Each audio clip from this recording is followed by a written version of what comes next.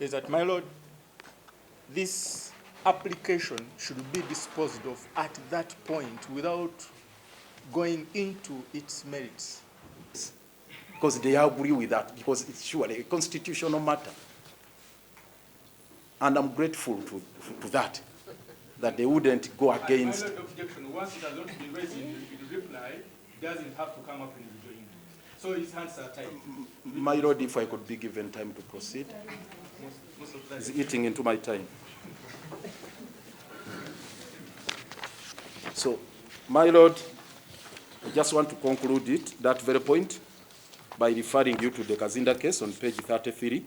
We already looked at it. Yes, page 33, just making a point on this.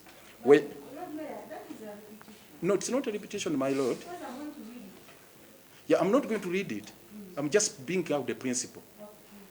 Because here, after court arriving at a decision that numerous trials for offences similar in character amount to deprivation of the right of fair hearing and contravenes Article 28, court went ahead and said, needless to say, that Article 2 provides for supremacy of the Constitution. So, in other words, court was not oblivious of the fact that there are other provisions, like Section 23 of the Judicature Act, which they are making reference to. Court said no. What takes precedence is TIA, yes. I was talking on Section 28. So 23, which they talked about. No, 23 and 24 of TIA.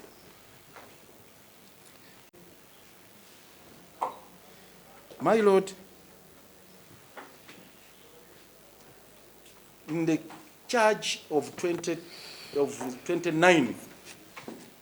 September, For us to be on the same page, let's make reference to the case in Masaka, the one who would seek to join here, there are only two parties, and they are the ones who are applying to join, to be. there is a third one.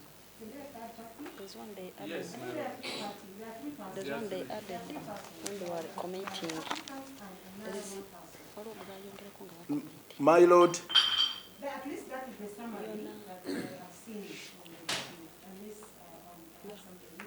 my Lord, you will have the occasion to look at the committee papers. When the matter was brought on 29th, there were only two, and the charge sheet has never been amended at that stage.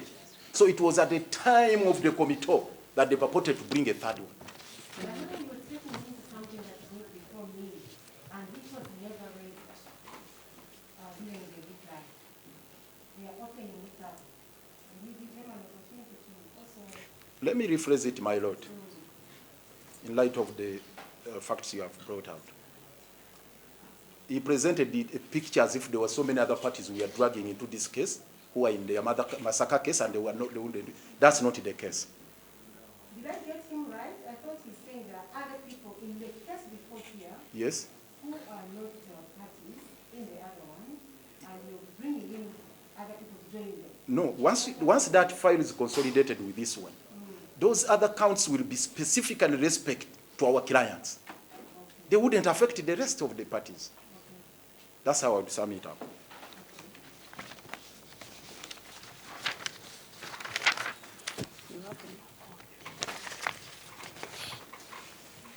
As to the consequences of the consolidation, revisiting the whole process up to the pre-trial proceedings, see again a frivolous argument with all due respect.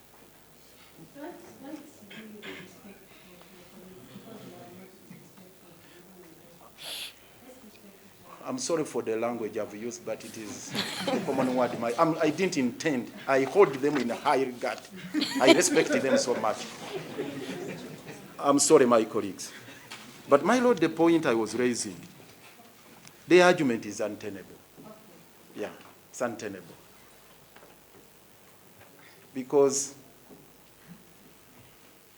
they suggest that whether there are fundamental irregularities with the trial process being handled in a parallel manner, that one here, another one in Masaka, and is likely to offend Article 28, that because of that inconvenience, let us proceed.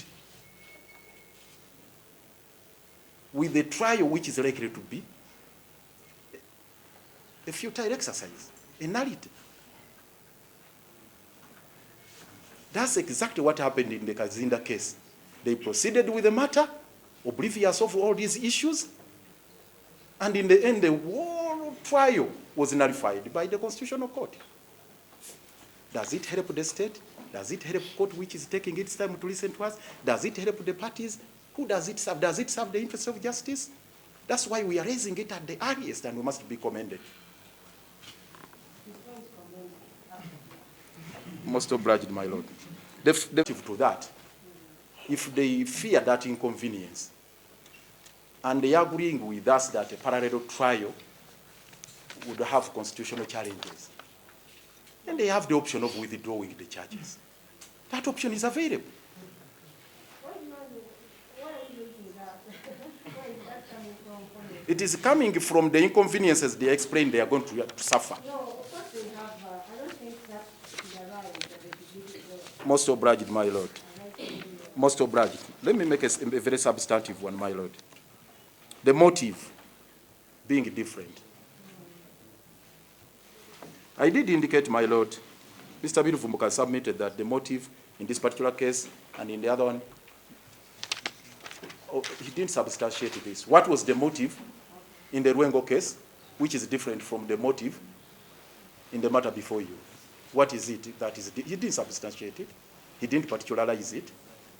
Of course, in one of the charge sheets, they are saying the motive was political. And for me, in my submission, my lord, which I would like to reiterate, if it was a political motive in the massacre case, and the Nexus, yes, but they are all it's all the same locality. And our contention, my lord, is if the motive in the massacre case was political, in the charge sheet, which is also annexed here to the pleadings before you, of 29 in regard to the Rwengo case, the file which is already also the massacre, they have not stated. They have not stated the motive. And that's what buttresses our argument that, my lord, the very fact that they brought terrorism as the motive, terrorism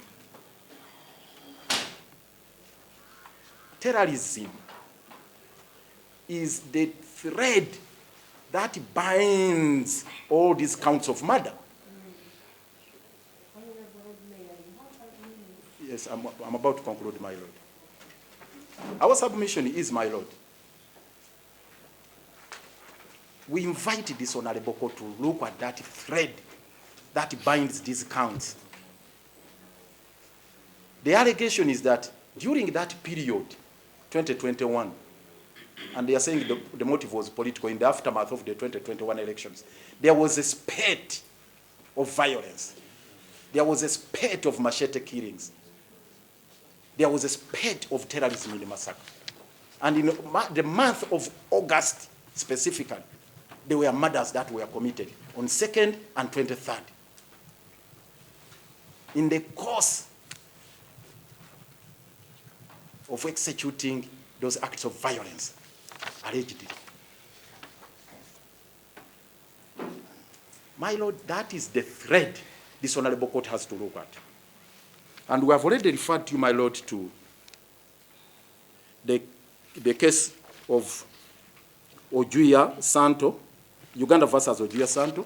My brother, my land friend, the Honorable Segona referred to, to be considered the approaches is whether the acts alleged in the charges were committed with a single intent in the course of a single criminal transaction. So in this particular case, what was that single criminal intent? That is the overriding theme, overriding issue. The single criminal intent was a political advancement of a political agenda according to the charge sheet, which gave rise to acts of terrorism and translated into murder. So that's the thread that binds together these charges and should be a compelling factor for this honorable court to join these parties. The last one, Again, on page 7, paragraph 14, Justice Mubiru said, page 7 of this same judgment, the decision, paragraph 14, the last sentence, the second last. There is no universal test or criterion, though, which can be applied to every case to determine whether an accused can be charged and convicted of multiple offenses arising from the same act or transaction, whether or not the actions of the accused amount in substance to one offense. The basic approach is that of common sense and fairness. The principle here is that there is no universal test. It's not there. All our colleagues are talking about, they want to tie the hands of court and restrict court to only section 23 of the TIA. Join the parties, No, there is no common test. The test here, they said, is one of common sense and fairness. And fairness. And that's what is entailed or enshrined in Article 28 of the Constitution. And my Lord, earlier on I made the submission and I was perceived to have been intimidating in court, but I want to end my rejoinder by reiterating that particular point that, my Lord, no, not intimidation, my Lord. The caution all of us, the caution to go on record, my Lord, for all the parties, officers of court, that we are here to uphold the Constitution. We are here to guarantee fairness and justice. And if we all agree that there is no clear motive of keeping these files separate, why are we hell-bent on breaching the Constitution, well knowing that the result will not stand the test of time? That would be dangerous, my Lord. So I invite this Honorable Court to put that into consideration. Because the reason why our clients are in jail right now is because here in this file, they are on bail. The one in Masaka, they are not on bail. And that's where the problem is, my Lord. Here, this Honorable Court granted them bail. Yes, my Lord. A period of time and the same series. It is different from this one, my Lord, from cases in this application.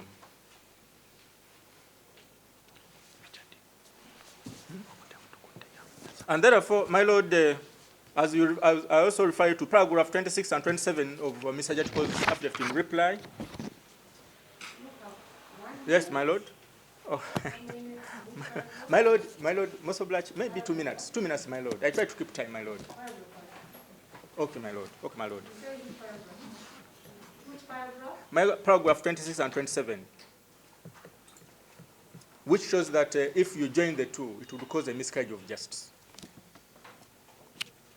Then, my Lord, I just want to echo what my colleague said, that the effect of that is that it will delay, if court rules to the effect that the two cases should be joined, it will delay the process further, because we shall have to charge the two groups together on a separate, different charge sheet, commit them. Yes, my Lord, but I also need to add that we will also undergo a fresh pre-trial. It was not said by my colleague. But it's also important, my Lord, to note that the other parties are not party to this application. The parties we want to be added, to be joined, are not part of this application. It will affect all parties, actually. It will affect the accused persons under Masaka CRB 605, which is before this court, and Masaka and Rengo CRB 203. Okay. I just, in 30 seconds, my Lord, only 30 seconds. My Lord, only 30 seconds. Only 30 seconds. Is a prosecutor. It's not true that Jessica is not part of this case, prosecution, because prosecution involves perusal of files, preparing papers, research, and even preparing committee papers. And it has been part of this. So you cannot say that Jatiko is not part of this case. And then, my lord, terrorism.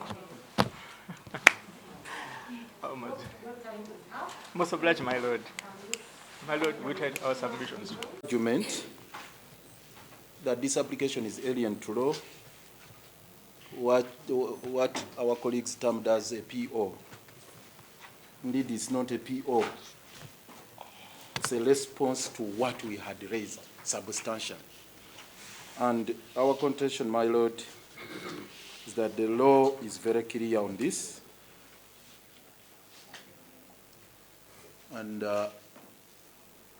this court enjoys wide discretionary powers to consolidate criminal files.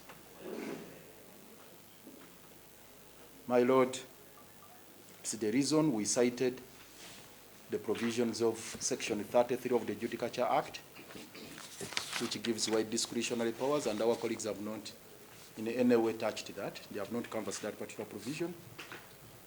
We also cited the provisions of Section 17 of the Judicature Act, which was also never canvassed. We take it that they are agreeing to our submissions on that particular matter. As to whether the application should have been grounded on Section 23 of the Judicature Act, it's neither here nor there, my lord. It's neither here nor there. It's a question of...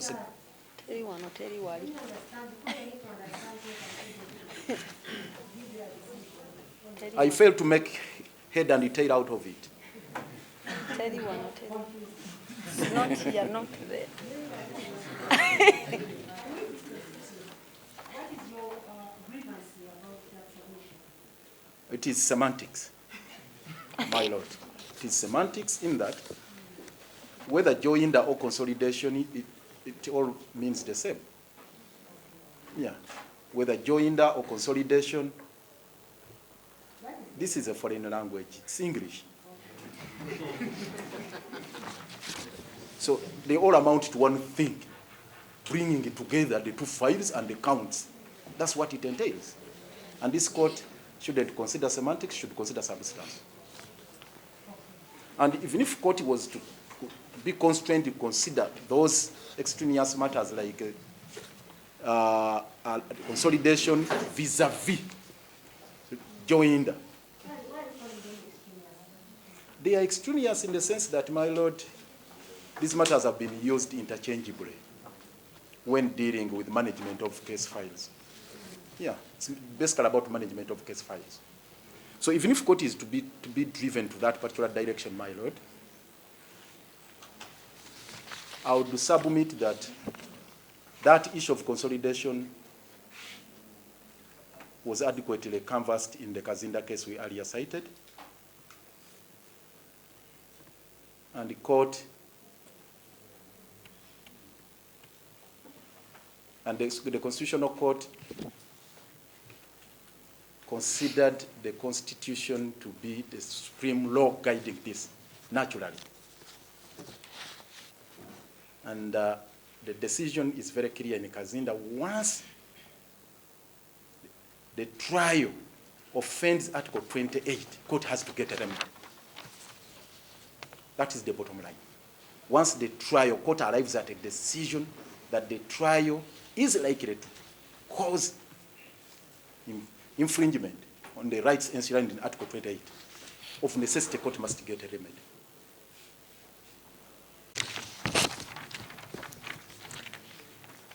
Your Lordship, I just have two major concerns, in addition to what my land colleagues. Yes. Yes, Your Lordship. What the State Attorney is substantially telling this court is that because the TIA is silent on consolidation of suits, on consolidation of criminal cases, that this honorable court should close its eyes and just dismiss the application for consolidation.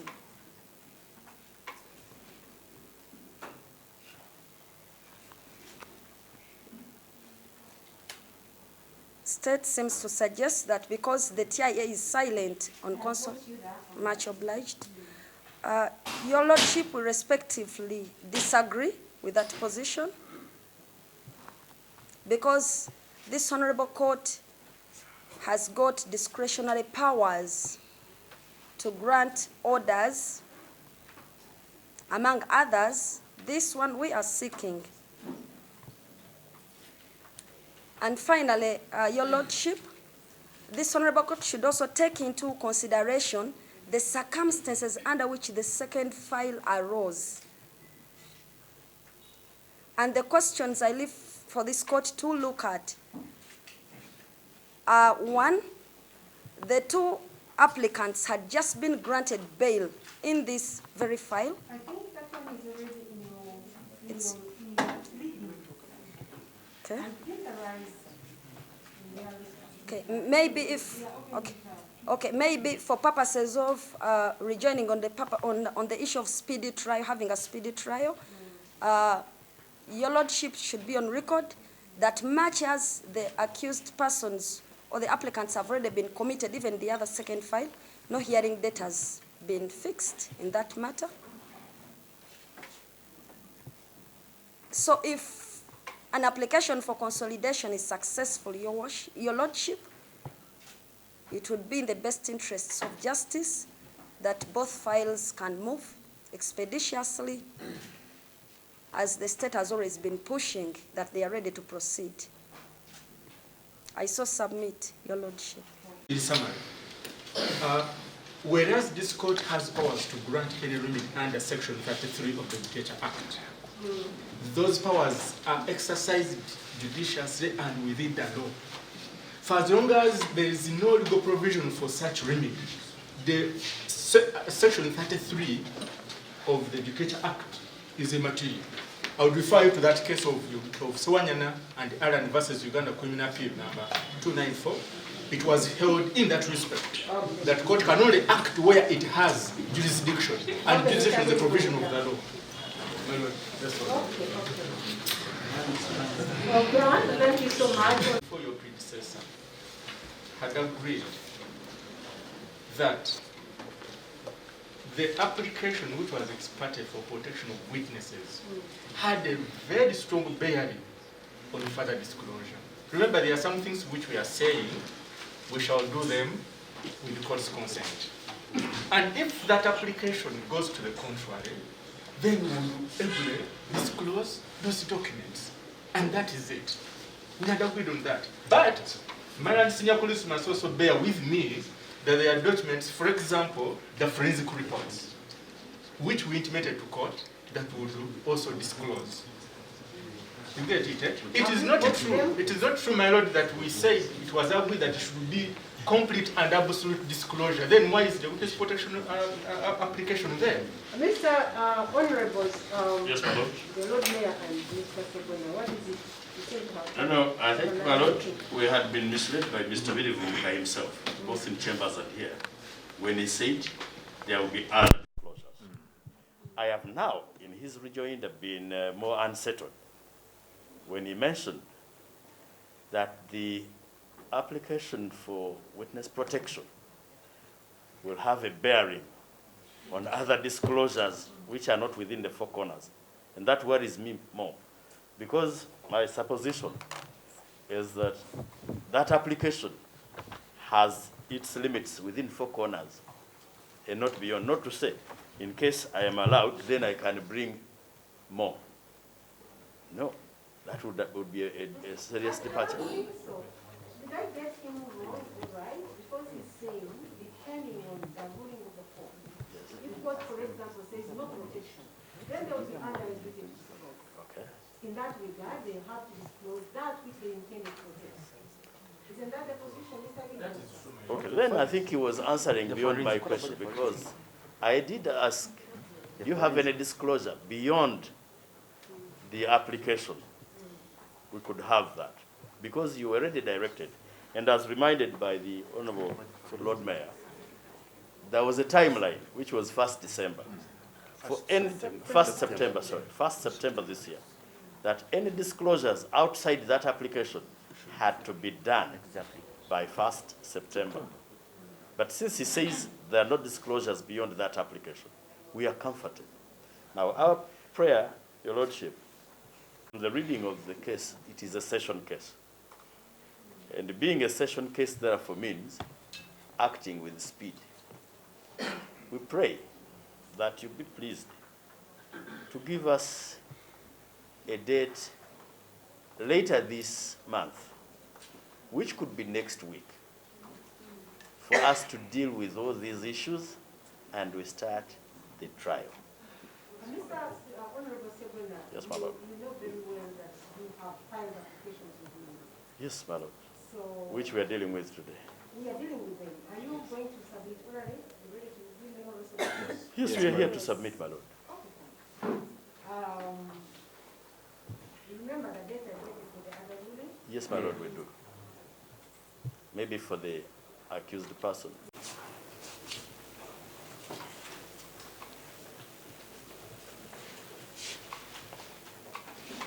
Honorable Mayor, how much time do you need?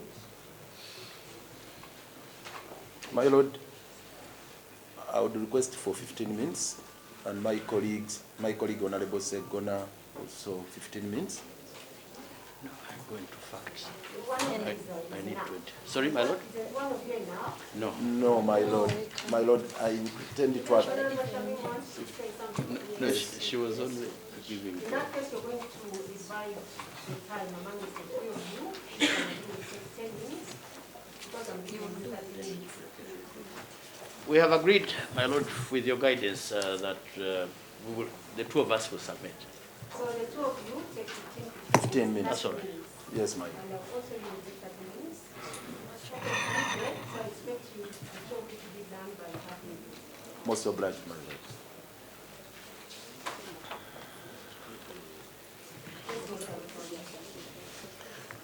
My Lord, the application is brought under the provisions of Article 28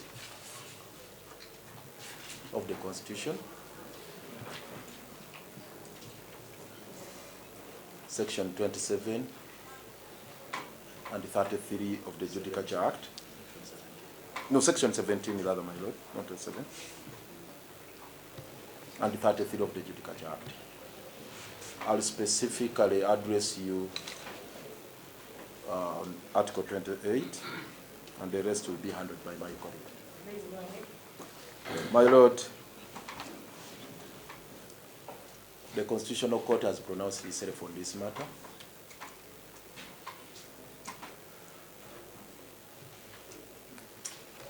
That a trial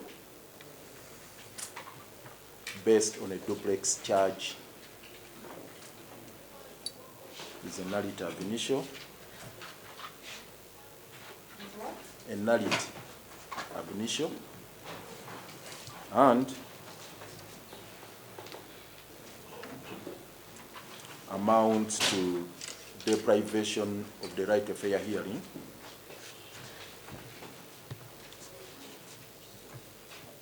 and so is non-joinder of offenses which ordinarily should be tried before the same court.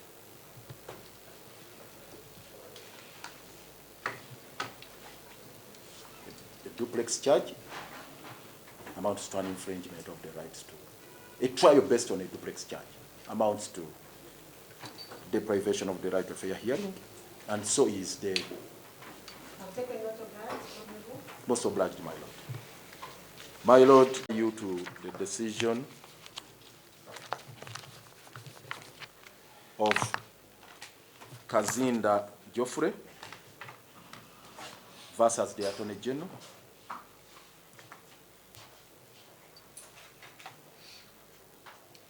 Constitutional petition number 30 of 2014.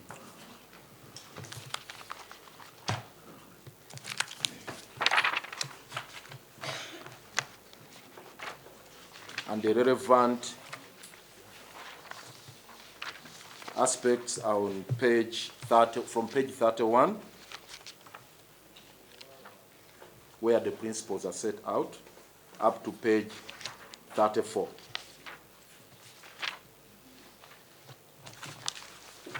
Up to page 34. That's where the principles are set out, my Lord. If I may, my Lord, Nanjo on the... Won't you take your time?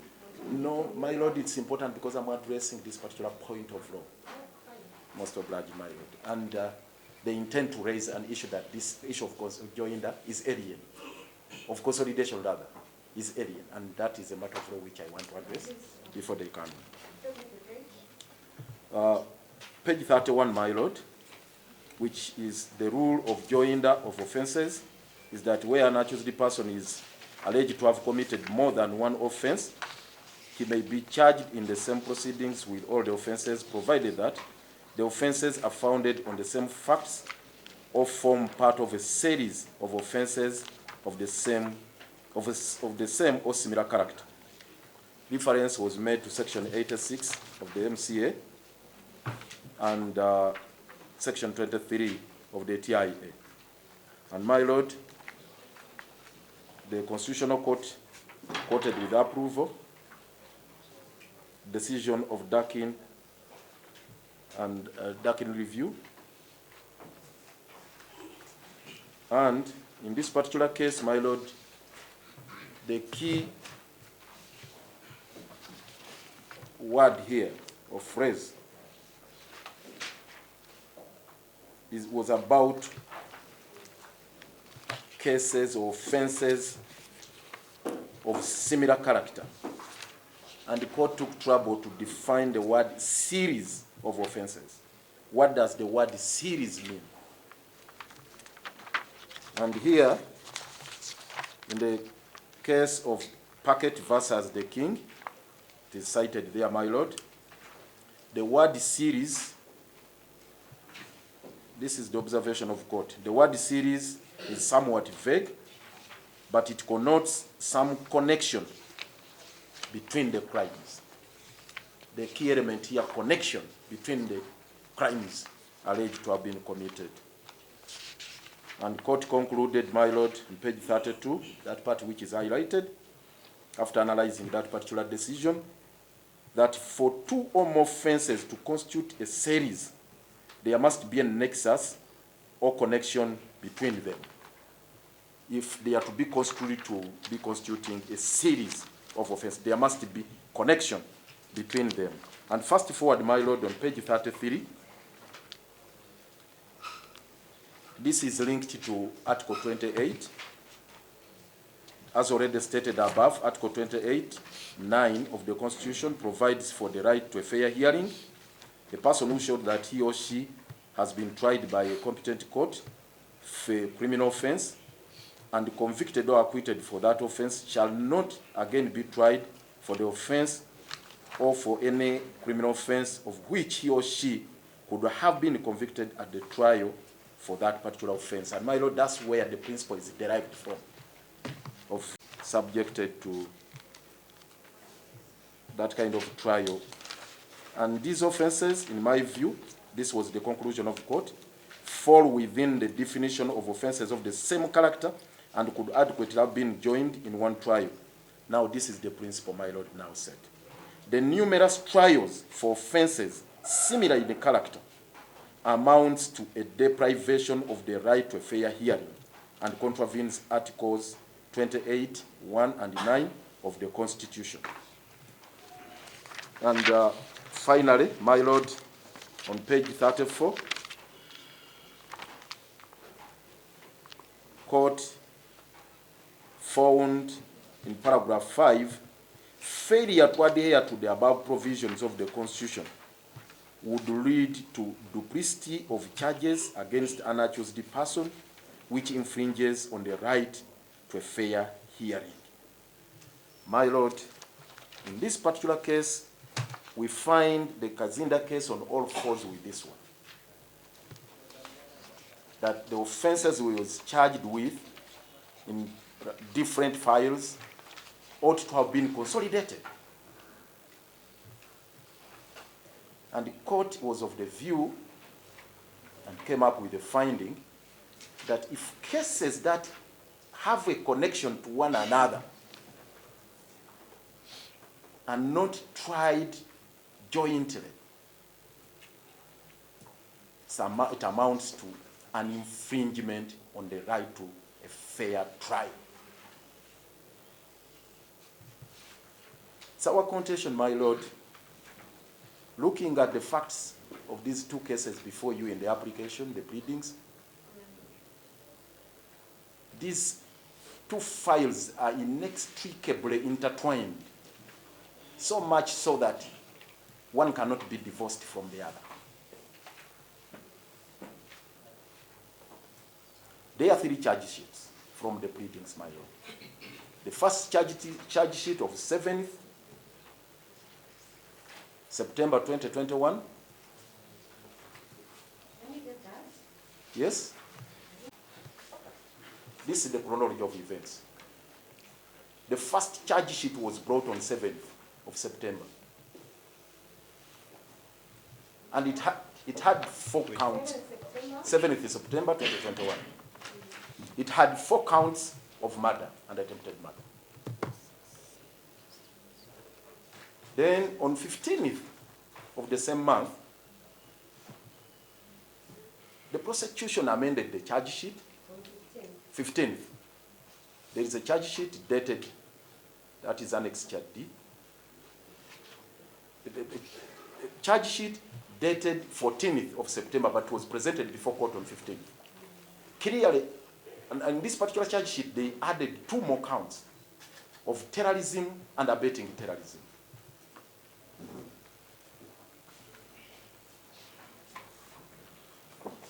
And on 20th of the same month, court granted the accused persons bail. And when they were released, they were rearrested. And then another charge sheet prepared. A separate charge sheet now prepared, dated 29th of the same month. 29th of the same month. Now bringing count of murder and attempted murder. 29th. That's the chronology of events, man. Now, oh my God. Oh my God. I'm winding up, my Lord. Our contention, my Lord, is when you look at the chronology of events, these offenses, one and one, they are connected. They arise from a series of incidents happening around the same time.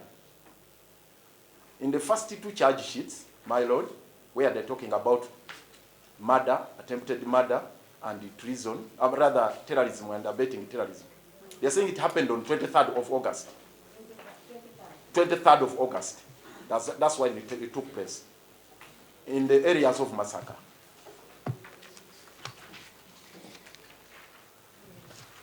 And in the 3rd charge sheet of 29th,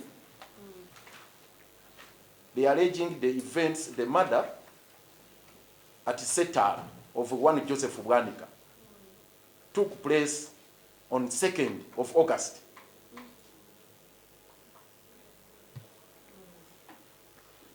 That file is the one which is in massacre. And looking at the facts of 2nd August, and that predates the one of 7th and 15th, which is alleged to have taken place on 28th of the same month. 23rd rather, of the same month. But now that was the charge which was brought first. Of 23rd August, you got the argument. Now, my Lord is, the issue is here. You look at the interconnectivity of these events. That is 1, 2. When the charge sheet was amended on 15th and they brought on board the charge of terrorism and abetting terrorism, it meant that these murders which happened, allegedly, which took place in August, 2nd August and 23rd August, arose out of acts of terrorism. That's the crux of the matter. And that's what brings the matter before you, the jurisdiction of this honorable court. that there were acts of terrorism within Masaka and Rwengo actually is Greater Masaka. Those were acts of terrorism which were committed and gave rise to murders. It can't be the other way around, that murder gave rise to terrorism. So terrorism and murder in this particular case cannot be divorced from one another. Most obliged, my lord. Right now we are dealing with a specific file. It is in respect of that specific file that the prosecution is being required, one, to state where we should be coming back. Two, if there is any more disclosures in respect to this particular one. Because whether you consolidate or not, they will disclose in this. If there are any specific disclosures that are pending, subject to the other application, in other words, which are not within the four corners of the other application, that the state is having and ready to tender. Maybe my colleagues need to be reminded that disclosure is not a matter of discretion. It is a matter of law. That's number one. Number two, it is an integral part of a fair trial, which must be speedy. So if they are ready, they should be disclosed. Well, I don't have the microphone. It was taken back by court, my lord. Well, my lord, with your permission, thank you very much, first of all.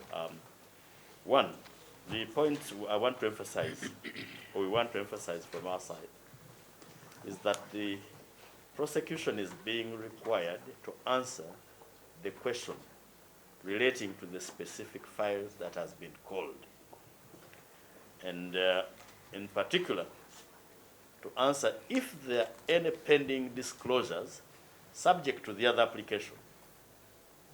If anything is not within the four corners of the other application and has not been disclosed, the duty is to answer whether there is such disclosure pending, two, when they intend to do that disclosure, and therefore when they think we should come back to this court. In my view, we should come back this week. The other thing, my lord. Actually, we'll come back this week, but shall we have concluded the application? No, that's the point, my lord, subject to all those others. And the other one that I wanted to emphasize is that disclosure is not a matter of discretion.